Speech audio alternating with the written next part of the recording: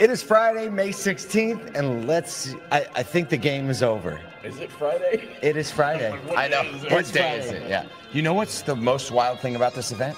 All three of us have regular voices left. I don't even know how we did it. I actually thought Cirillo was on his way out. Yeah, we were going to like sub-octaves at a certain point. That's why the ending keynote last night was like, it felt like you were sultry. It was like, and don't worry. Like, and it is my desire for you.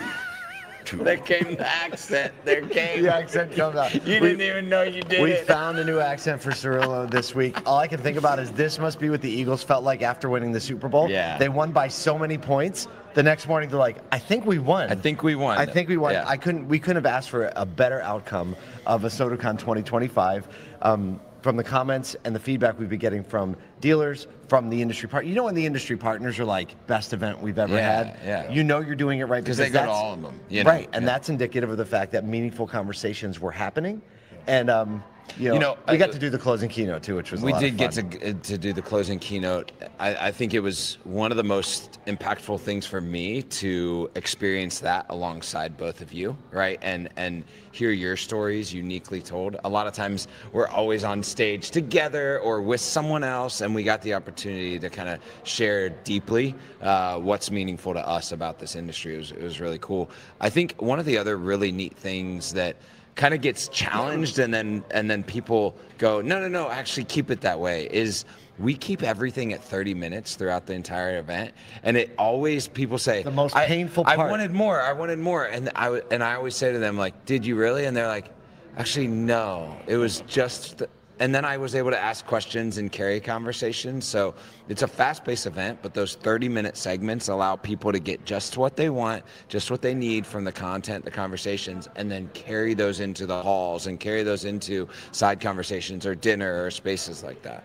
One of the things that I thought was so interesting by way of feedback is that last year, the first year we did this, it was like, oh, that's cool, might be out of sun. Second year, it's like, oh, it's picking up steam. Last year, the feedback was like, okay, this is a thing. Mm-hmm. What pulled on my heartstrings, the feedback, so many people pulling us aside, saying, this might have changed my life.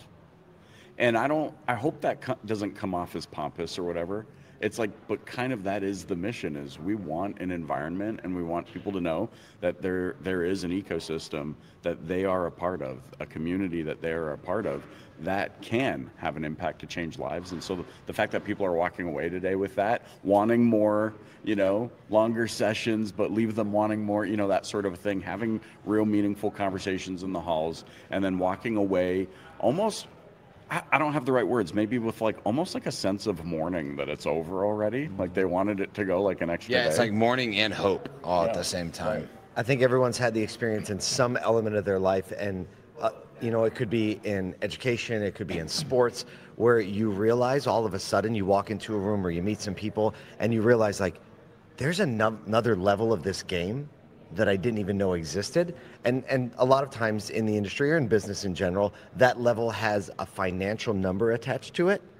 And I feel like here people realize like there's a level deeper, that like there's a sub-level where you think like military ops, like, oh, that's actually where all of the outward things spring from. And I think that's what people mean when they say this changed my life, that they realize they can go out there, execute in the auto industry, make more money, and have more successful business, but really the level deeper is the thing that they can connect to that becomes the driver and the motivation. Yeah, yesterday Ryan Rohrman was on stage, opened up our little mini keynote series at the beginning of the main stage, and he started off with probably 70% of his presentation talking about the culture of training, the culture of accountability, the culture of trust that they built from 2018 all the way to 2023.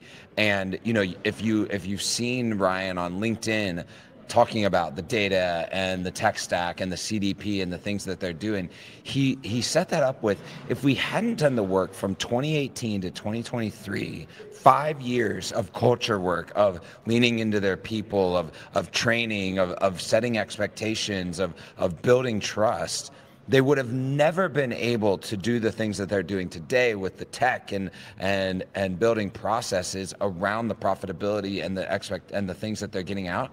And he landed the plane by saying their group averages over 30% net delivery ratio on leads to sold deals, which is over 2x the industry average. Yeah. With a couple of their stores getting 3x the industry average, over 36% net delivery ratio. So the build of that, and the question is always, does this culture thing result in real business outcomes? Yes, if the setup and then the outcome is right.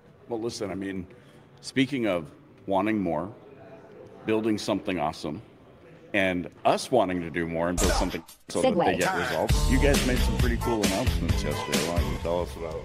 Yeah, thank you for reminding us that. Good segue. Michael, Speaking of, I mean, he kind of did a Cirillo. He went very long with that. I got it in there. Did you really? He said, speaking of, I was like, I wonder if Nathan hit that one. So it was fun to announce this for the first time to our kind of like friends and family, I felt like, in the ASOTU CON audience. A lot of you know my journey. Have been building an agency for the last 7-8 years that came out of my first company, and the last 7 years, or the last 5 years since ASOTU's been around. Those two things have been working in parallel. We've always wanted to share resources. People are always asking us at ASOTU, can you help us produce shows? Can you help us produce events? Can you make us video content? And we always say, no, because we're not an agency. Yeah. And on the agency side, there's always been this, like, how do we take the structure and the creative and the brand building power within the agency and integrate it more with ASOTU? So, like, they're all kind of in the same halls, and there's always a struggle to share resources. And we made the decision a few months ago, or 2 months ago, maybe not even 2 months ago. We've always been dancing around it, but we're going to merge Congruent into ASOTU to create More Than Cars Creative, which is going to be, we have a lot of dealer clients in More Than in Congruent, and some industry partner clients, but what we realize is if we can empower industry partners to communicate and put the heart out there, they will find the other dealers faster who align philosophically and are helping get those results like you just mentioned. Yep. And so now More Than Cars Creative is a thing. If you go to morethancarscreative.com, we put together a very quick site. Very quick. The agency did not put together the site. We just claimed that yesterday. So the agency would put together a much better site. It was me and AI, basically. Yeah. And so if you go to morethancarscreative.com, you can see some of the capabilities and a couple case studies, recent case studies. If you saw VinQ's big product release, it was like an Apple event.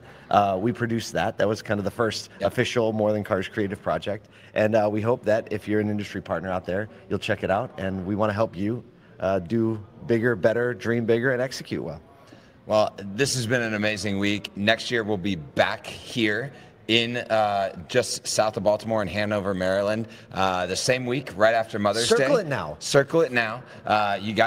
We'll be releasing tickets, releasing a lot of stuff later this summer so that you can start to get it on your calendar, start to bring all of your friends to it. We promise. We know for the regular listeners of this podcast, it's been a little bit different of a week. We haven't done as much news. We'll be back to regular scheduled programming next week because we know that the things that are going on the ground right now have a real impact in your business. But it will always be layered with this same culture and the desire to change people and know that drives the thriving profits in our industry. So thank you so much for being a part of this week with us. Take us home, Michael. On behalf of Paul J. Daly, Do the accent. on behalf of my beloved Paul J. Daly, Kyle Monsieur, and myself, Lord Cirillo, we hope you enjoy this episode of Automotive State of the Union podcast. Let's go. Let's go. See you next time.